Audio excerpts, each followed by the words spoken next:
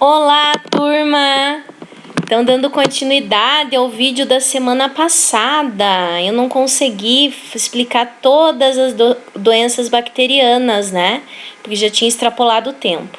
Mas essa semana a gente finaliza, né, as doenças bacterianas. Lembrando, gente, que para a prova cai todas as doenças bacterianas e nem todas tem na apostila.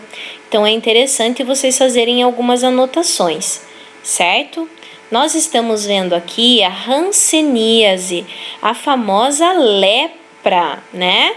Que era uma doença medieval que as pessoas morriam de medo, tinham horror a essa doença. Hoje em dia a gente perdeu o medo, né? Por quê? Porque existe antibiótico, existe tratamento, né, para essas bactérias. Na época não tinha. E essas bactérias parasitas, elas iam literalmente decompondo a pessoa viva, ia necrosando os tecidos e a pessoa tinha que ir amputando, né? Cortava a perna e assim ela ia perdendo partes do corpo até acabar morrendo. Então, uma doença extremamente triste.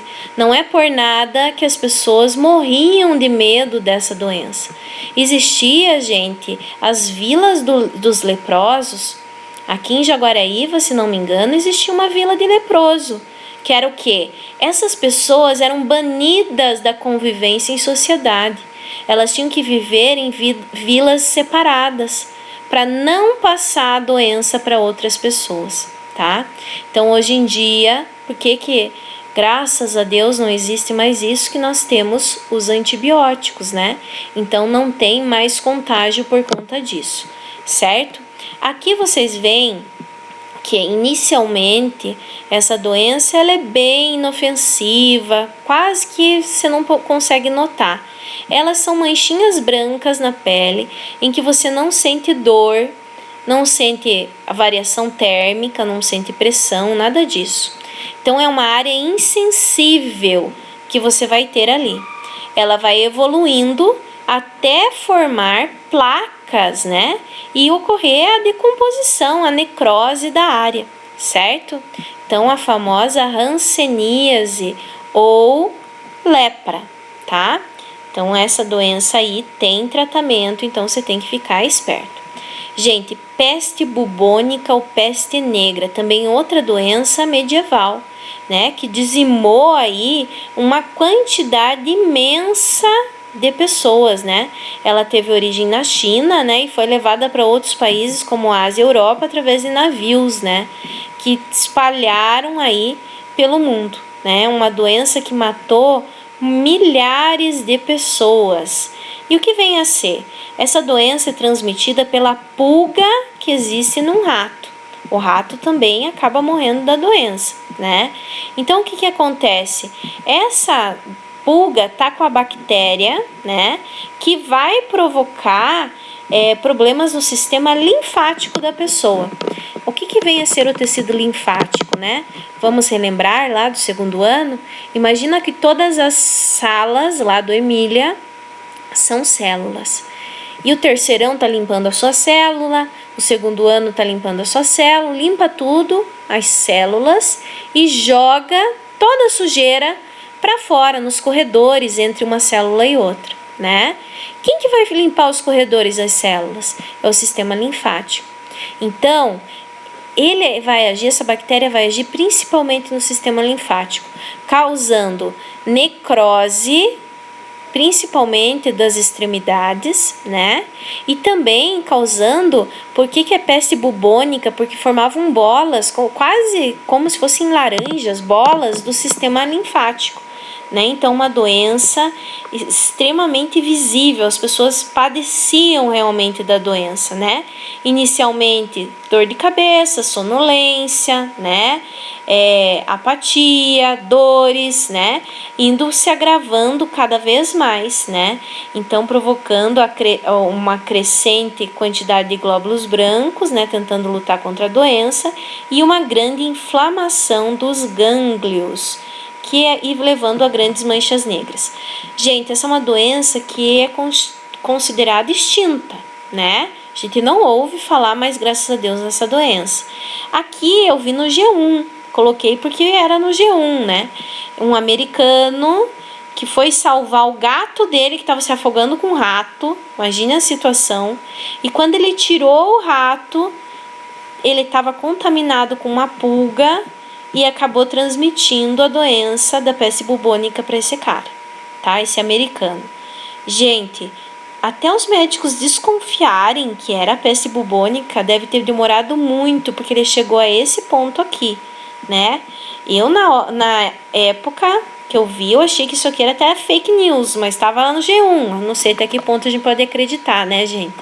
Mas só para ilustrar, né, o que vem a ser esta peste bubônica, certo? Gente, então olha só. Aí existe também a leptospirose, muito famosa, gente.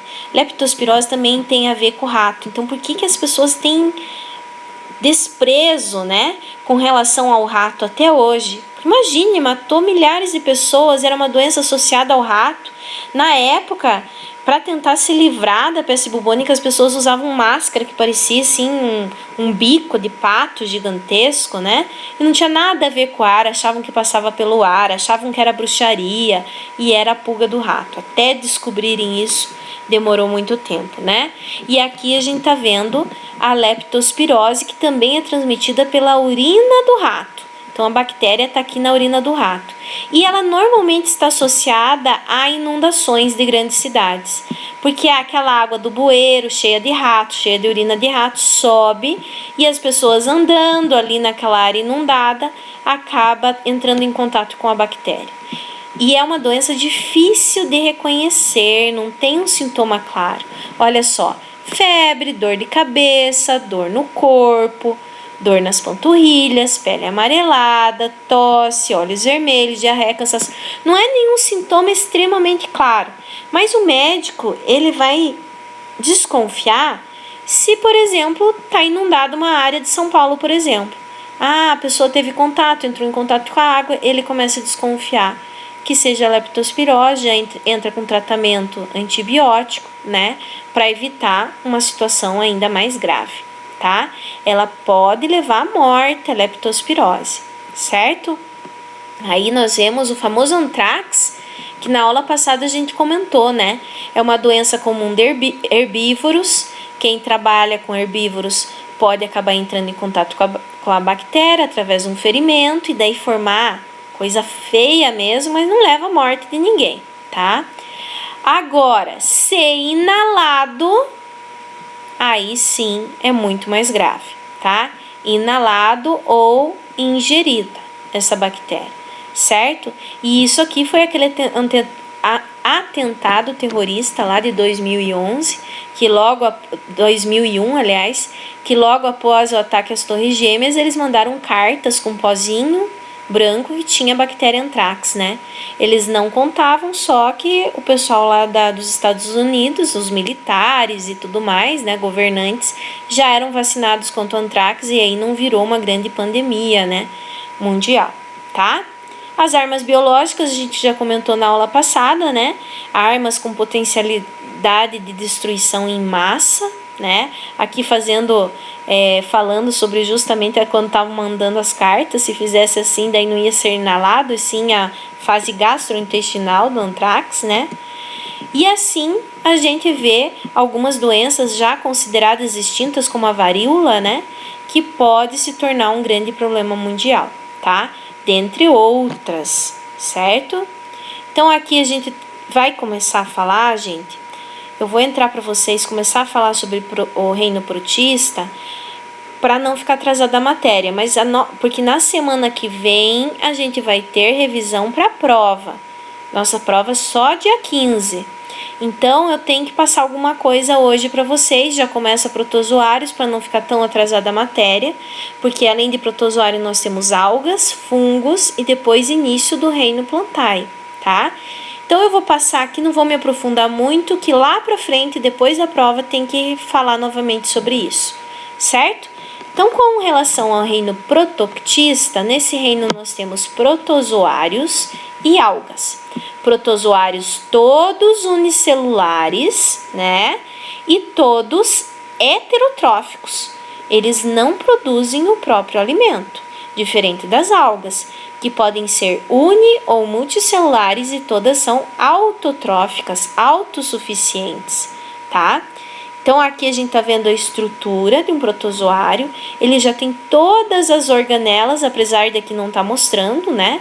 Já passa a ter mitocôndrias, né? Ele já passa a ter complexo de Golgi. Então, várias coisas. Chama a atenção os vacúolos, que tem função digestória. E também tem vacúolo contrátil, que tem a função de expulsar água em excesso. Já que ele não tem parede celular, pode começar a encher de água e estourar essa célula. Então, eu tenho um vacúolo contrátil para tirar o excedente de água que tem aqui dentro, tá? Vamos lá. Os protozoários são classificados de acordo com a forma de locomoção. Eu tenho aqueles que se locomovem por pseudópodes, que são falsos pés, ou seja, ele vai prolongando o corpo e vai se arrastando, é a famosa ameba aqui, tá? Eu tenho o filo dos mastigóforas, que se locomovem por flagelo. Tem o filo dos cilióforas fácil, se locomovem por cílios. E o esporozoa, que não se locomove. E aqui eu tenho importantes parasitas nesse grupo aqui também, tá? Certo? Aí, como que ele se alimenta? Se ele é heterotrófico, ele precisa se alimentar. Eu sei que ele vai fazer a fagocitose. O que vem a ser a fagocitose? Ele engloba, nesse caso ele está englobando uma bactéria, englobou. Aqui ele vai formar um vacúolo digestivo. Nesse vacúolo digestivo, ele vai digerir, né? Então, aqui essa bactéria vai aproveitar os nutrientes e o que não aproveitar, ele joga para fora por exocitose. Então, fagocitose, exocitose, certo? Inclusive, a famosa cloroquina, hidroxicloroquina, que tanto falam, ela funciona para algumas doenças, né, como por exemplo para a malária, né, porque ela deixa o pH interno alcalino.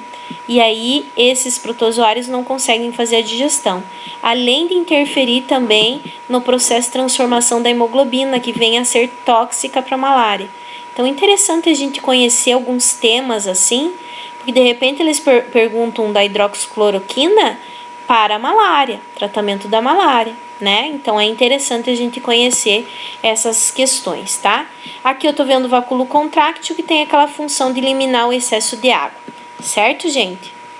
Gente, aí nós temos aqui respiração. A grande maioria dos protozoários são aeróbios. Isso significa que precisam do oxigênio para sobreviver. Mas nós temos alguns que habitam principalmente o intestino em ambientes aquáticos, que vêm a ser anaeróbios, tá? Então aqui eu tô vendo a constituição mais completa, né, do protozoário, com o seu núcleo, com a mitocôndria, né, complexo golgiense, retículo endoplasmático, né? Então, a constituição dele mais completinha. Aqui, como ele se reproduz? De forma assexuada, pelo processo de bipartição, ou fissão binária, ou cisparidade, tudo a mesma coisa. Ele cresce, se desenvolve, multiplica o seu DNA e se divide ao meio, tá? Gerando clones. Ele também pode evoluir, prof, assim como as bactérias, pode no processo de conjugação, em que doa uma parte do micronúcleo para o outro, né? E assim ele consegue evoluir. Aqui a gente consegue ver essa estrutura que está falando, ó, eu tenho o macronúcleo e o micronúcleo que serve com esse propósito de evolução, tá? Continuando. O protozoário, quando está em um ambiente hostil, ou seja, muito quente, um pH inadequado, sem água, ele forma cistos. Ou seja, ele forma uma cápsula de quitina, que é o mesmo exoesqueleto lá dos insetos, um envoltório protetor, né? Então, é como se fosse um exoesqueleto que ele tem em volta dele. Ele elimina o excesso de água, desintegra organelas e gera substâncias de reservas para conseguir sobreviver de uma forma inerte durante um período que está num ambiente hostil. Aí, por exemplo, ele está num ambiente externo, ele vive dentro do corpo de animais. Aí o animal entrou em contato, engoliu um cisto, ele sai da forma de cisto e passa a se reproduzir e fazer tudo o que ele quer fazer como um parasita, certo? Aqui a gente vai ver algumas protozoonoses, que são doenças de protozoários. Nós temos a amebíase, que vem de uma ameba, que afeta o sistema digestório de humanos, provocando disenteria, né? Ela como que a pessoa adquire? Com água e alimentos contaminados, né? E aí vai provocar muita diarreia, tá? E essa pessoa pode vir a ter uma desidratação grave e até morrer por isso. Tem a forma mais grave em que a amebíase pode atravessar a parede intestinal e atingir, por exemplo, o cérebro. Aí provoca um problema ainda mais grave, certo? Nós temos também a giardíase, que é uma zoonose, que é comum entre animais domésticos e pessoas. Ou seja, o animal pode passar para a pessoa ou a pessoa pode passar para o animal. É mais comum o animal passar para a pessoa, porque a pessoa vai brincar ali, a criancinha vai brincar com o animal, vai brincar no terreno, entra em contato com as fezes desse animal, onde vai estar o cisto da giardia, e com isso ele acaba entrando em contato com a boca, não tem higiene, não tem noção a criança, e aí acaba ingerindo esse cisto. Ou então por água e alimento contaminado, tá? Então, desta forma, pega a giardíase e passa a ter muita diarreia, né? Vômito também, e aí pode passar a ter uma desidratação grave. Então, é comum nessas feiras de animais, né? Muitas vezes vender o animal com a doença já. Chega em casa, o animal só tem diarreia, só tem vômito, eu passei por isso. E acaba morrendo o filhotinho, né? Então, aí, normalmente o veterinário vai dar sulfa na tentativa de conter esse protozoário, tá? Muitas vezes a diarreia sai com sangue. Aqui nós temos uma doença muito famosa, a doença de Chagas, em homenagem a quem descobriu todo o processo de contaminação e o protozoário, né, que foi Chagas. E aqui a gente vê o hospedeiro intermediário, que é um barbeiro, um artrópode, né? Esse barbeiro, quando ele pica a pessoa, ele não transmite pela picada, e sim, ele, além de picar, ele não se contenta que picou a pessoa, sugou o sangue da pessoa, ele defeca na área. E aí o protozoário está nas fezes desse animal. A pessoa vai lá, coça, acaba entrando o protozoário pelo ferimento do própria mordida do barbeiro, né, que é um percevejo, e nisso a pessoa adquire a doença de Chagas. Inicialmente, né, ela tem até tratamento, mas tem que descobrir assim logo no início, mas depois que já atingiu os órgãos, principalmente o coração, não existe mais um tratamento, não existe mais uma cura. Nós temos reservatórios naturais, né, desse protozoários, que seriam alguns animais selvagens, como por exemplo os tatus, os morcegos, tá? Então aqui a gente tá vendo todo o ciclo, né? Ele libera as fezes na área, acaba entrando, e aí começa o desenvolvimento desse protozoário no corpo do animal até ele se instalar em órgãos, causando, por exemplo, no coração, a cardiomegalia. O coração vai aumentando o tamanho e a pessoa acaba morrendo. Pode atingir outros órgãos, como por exemplo o esôfago, o intestino, e a pessoa acaba morrendo por conta disso, certo? Começou a aumentar muito a doença de Chagas na região sul do país, onde não é comum a contaminação do barbeiro, pelas pessoas estarem ingerindo caldo de cana e açaí contaminado com o barbeiro. Ou seja, quando vai lá passar a cana no processador, acaba esmagando o barbeiro junto, liberando as fezes no caldo de cana e a pessoa acaba se contaminando, tá?